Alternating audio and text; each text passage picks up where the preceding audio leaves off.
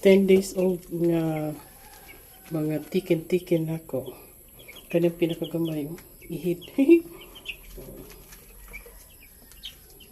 10 days old na ni sila. Ipalit na ko sila sa June 24. Dahil karon August 4. So, 10 days nila. So, muna na sila kadaka. 45 days ni sila nga white leghorn. Ito na pulo ka buo. So, pangkonsumo ra ni puhon. Sa August puhon. Yan. Kana sila. Tinuog ang ilang cage. Importante ang ilang tubig limpyo. Ilang water. Pag first day na ko pagpalitan ni murag na ay ga-ICU gito na ako siya. Gilain na ako doon sila kabog dahil painom na akong tambal nga antibiotic. Bato sa ngalan ato Nagiagi na akong syringe nga makainom gid siya. Wala sila ang mga chicken ako. Magkubabala ka sa paglimpyo kay naman ko'y tubig diha. Pati ang ilalom limpyo gid siya. Salud lang. Naman ko'y direct canal sa likod direct canal. Na direct na siya kanal. So, i-maintain gini mo ang kalimpyo sa mga kahan nila. Hindi pa na sila suka. Nakaparat lang guys kaya papan sila basig iti-iti. Dagan iti-iti nila. Kaya siya. 10 days old na sila. Ayan na sila kadakao. Di kaya daw di sila nga mabasa. Di na sila pwede basaon.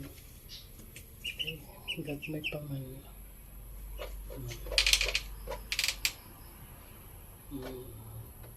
Muna ilang bahugan.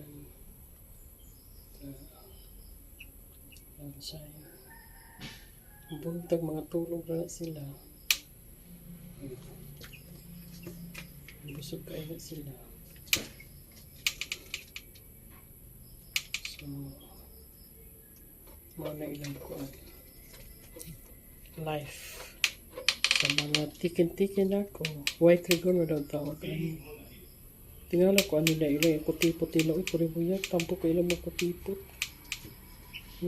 Tampo kayo mga kutipot.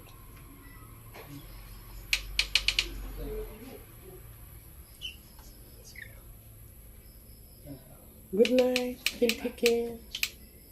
Tikin, good night. So, safety na sila kay walay nakasulit nga mananakay. Nama ilan sila doon. Basta hindi sila matulog. So, good night, Tikin.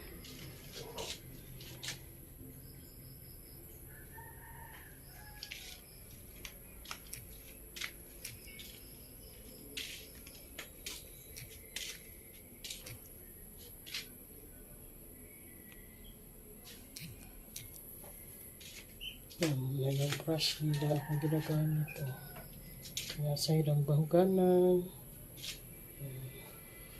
Mga water nila. Pagtangan nag-alistan ako dako kay kusog sila may tubig ng bahuganan. So, wala ilang tangkal. Bisag mag-ulan ni sila guys, di mapalakan kay water cellophane malitanan diri padung sa ubos. Bisag bundak parang ulan na di na sila mabalaka di mabasa.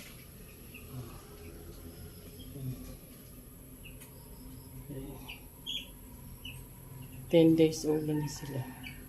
Dagko na baya sila. Atong iso. Kakaang na rin isa. So, kumudag ko na rin sila. Mag-uot na sila din. 10 days old. Nga na siya kadaka. 10 days old. Nga na kada ka 10 days. Kada siya. 10 days. Tulog na mo. Sige na, tulog na. Good night. Take care.